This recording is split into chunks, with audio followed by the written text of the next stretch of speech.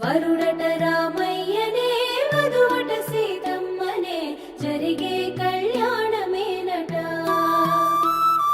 ప్రేమకు ప్రతిరూపమై మనసుల సంధానమై జరిగే